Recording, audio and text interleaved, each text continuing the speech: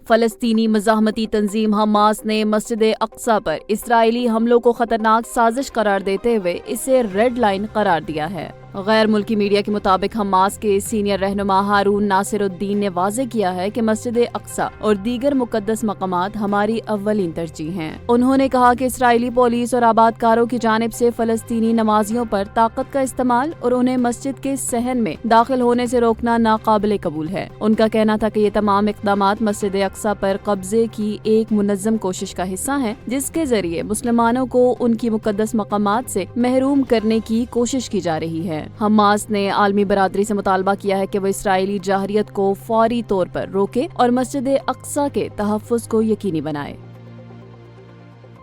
اسرائیل نے ایران جنگ بندی کے بعد یمن میں حوثی شدت پسندوں کے خلاف بڑے پیمانے پر فضائی حملے کیے ہیں۔ یہ حملے بحیرہ احمر کے کنارے واقع یمنی بندرگاہوں اور ایک بجلی گھر پر کیے گئے ہیں۔ ان حملوں کا مقصد حوثیوں کے ریڈار سسٹمز اور دیگر اسٹریٹجک تنصیبات کو تباہ کرنا تھا۔ اسرائیلی فوج کے مطابق یہ کارروائیاں حوثیوں کی جانب سے 3 بیلسٹک میزائل فائر کیے جانے کے بعد کی گئیں، جن میں سے ایک کو روک لیا گیا تھا۔ دوسری جانب حوثی قیادت نے حملوں کی تصدیق کرتے ہوئے دعویٰ کیا ہے کہ یہ یمنی دفاعی نظام نے کئی اسرائیلی حملوں کو ناکام بنایا۔ حوثی رہنماؤں کا کہنا ہے کہ بجلی گھروں اور بندرگاہوں کو نشانہ بنانا عام شہریوں کے خلاف جرم ہے، جو کسی فوجی حکمت عملی کا حصہ نہیں۔ یہ کارروائیاں ایسے وقت پر ہوئی ہیں جب اسرائیلی وزیر اعظم نیتن یاہو واشنگٹن کے دورے پر روانہ ہو رہے ہیں۔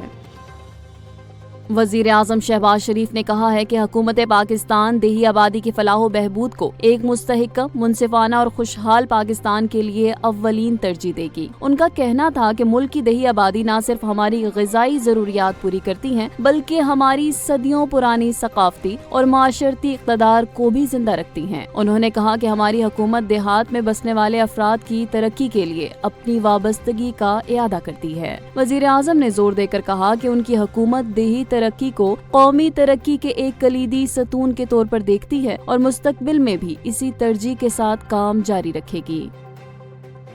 ملک میں خصوصی سرمایہ کاری سہولت کونسل کے تحت پالیسی اصلاحات کے نتیجے میں توانائی کے شعبے میں نمایاں ترقی دیکھنے میں آئی ہے۔ کونسل نے توانائی کے شعبے کو مستحکم بنانے کے لیے براؤن فیلڈ ریفائنری پالیسی میں ترمیم کی ہدایات جاری کر دی ہیں، جس کا مقصد ان ریفائنریز میں $6 ارب کی سرمایہ کاری سے پرانے منصوبوں کی بحالی ممکن بنانا ہے۔ کونسل کی سفارشات میں سیلز ٹیکس میں بہتری، پیٹرولیم مصنوعات کی اسمگلنگ کی روک تھام اور ڈیزل کی درآمدات سے متعلق اصلاحات بھی شامل ہیں۔ اس کے علاوہ ریفائنریز سیکٹر کے لیے 7 سالہ ٹیکس پالیسی کی ضمانت پر بھی غور کیا گیا ہے تاکہ سرمایہ کاروں کا اعتماد حاصل کیا جا سکے۔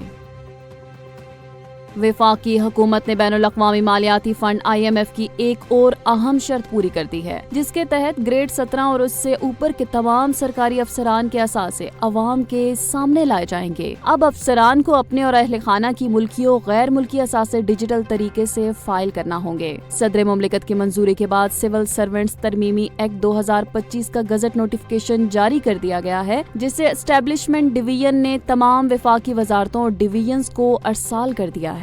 اس ترمیم کے تحت سول سرونٹس ایکٹ 1973 میں نئی شق A15 شامل کی گئی ہے، جس میں کہا گیا ہے کہ افسران کے اثاثوں کی تفصیلات FBR کے ذریعے پبلک کی جائیں گی۔ یہ اقدام شفافیت اور احتساب کو فروغ دینے کے لیے ایک اہم سنگ میل قرار دیا جا رہا ہے۔ سندھ کے سرکاری ہسپتالوں میں ادویات کی خریداری کے عمل میں قواعد و ضوابط کے خلاف ورزیوں کا انکشاف ہوا ہے۔ جہاں کم میعاد والی دوائیں خریدی جا رہی ہیں، ان ادویات کی قیمتیں طویل میعاد والی قیمتوں کے مقابلے میں کم ہونے کی وجہ سے اسپتالوں میں انہیں ترجیح دی جا رہی ہے۔ حالانکہ یہ اقدام مریضوں کی صحت کے لیے خطرناک ثابت ہو سکتا ہے، یہ سلسلہ صرف ایک بار کا نہیں بلکہ ہر سال سامنے آنے والے مبینہ گھپلوں کا تسلسل ہے۔ اربوں روپے کی لاگت سے کی جانے والی خریداری اکثر تنازعات کی زد میں آتی ہے۔ اگرچہ قواعد و ضوابط واضح طور پر کم مدت والی ادویات کی خریداری کو محدود کرتے ہیں، تاہم اس کے باوجود نیئر ایکسپائری یعنی قریب الختم میعاد والی ادویات کی خریداری جاری ہے۔ یہ معاملہ شفافیت، احتساب اور مریضوں کی صحت کے حوالے سے سنگین سوالات کو جنم دیتا ہے۔